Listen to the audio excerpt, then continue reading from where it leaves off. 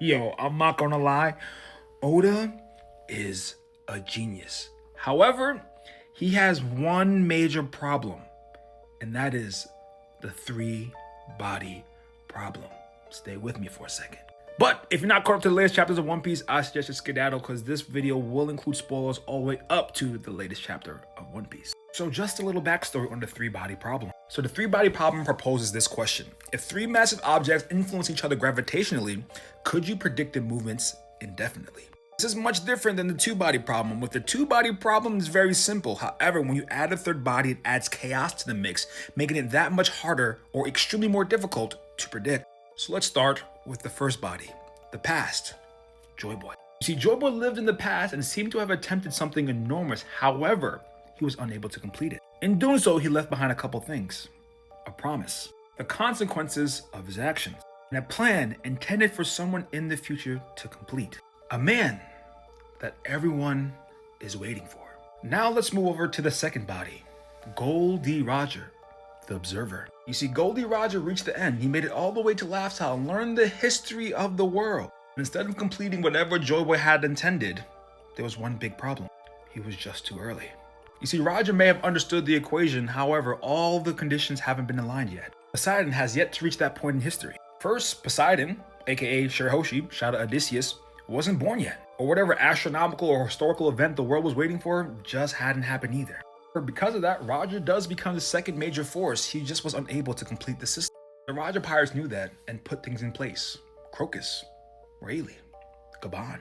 But alas, here comes the third body, Monkey D. Luffy, the Chaos. See, there's always been a lot of talk of Luffy inheriting Roger's will, but no. Luffy isn't Roger 2.0. Luffy is the third body. Luffy is the Chaos. You see, the world government has spent centuries trying to control history. You see, Musama may have this vast knowledge on all these recurrent historical events and have tried to control it over time, even changing the name of the Gum Gum fruit. But the problem is, Monkey D. Luffy is too unpredictable. He awakens Nika.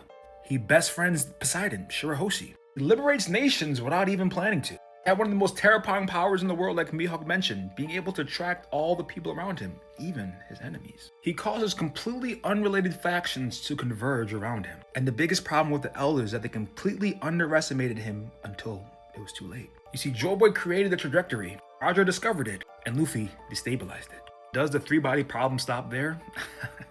No.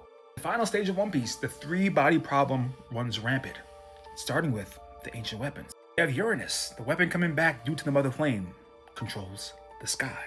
You have Poseidon, the one who controls the sea. And you have Pluton, the one underneath Wano that controls the earth or underworld. You have all this cosmology surrounding the One Piece world. The moon, celestial imagery, five elders, planetary name, the sun god, even potentially astronomical cycles. You all know Roger wasn't too early due to strength. He was too early because he was missing the third body. The white form, Sun God Nika. So again, Joy Boy, the first point, Roger, the second, and Luffy, the missing variable. This could possibly be why Roger laughed. He made it all the way to Laugh Tale, but realized he was just playing a role in a much bigger story. His role was to make sure the person that was meant to be there would finally reach it. And lo and behold, the Great Pirate Era begins at his death. And that person does not follow the predetermined orbit. He is completely free. That is Luffy's entire philosophy. The Pirate King, the man with the most freedom, the man who's completely free. But that's just what makes One Piece so great.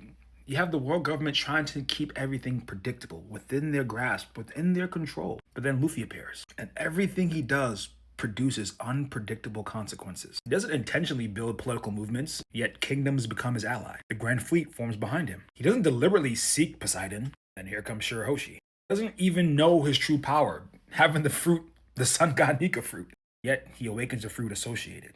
He isn't trying to fulfill Joy Boy's plan. That's the biggest thing. Yet Zunisha hears Luffy's heartbeat and says, Joy Boy has returned. That's exactly what makes Luffy different. He follows nobody. He is his own equation. That is why Oda has a three body problem. And honestly, this is only part one. So for more One Piece content, you know what to do. Hit that follow button because part 2 is going to be dropping soon. And don't forget, I didn't forget, musical part 3, The Brook Theory is coming out as well. But y'all know what to do. Hit the follow button for more.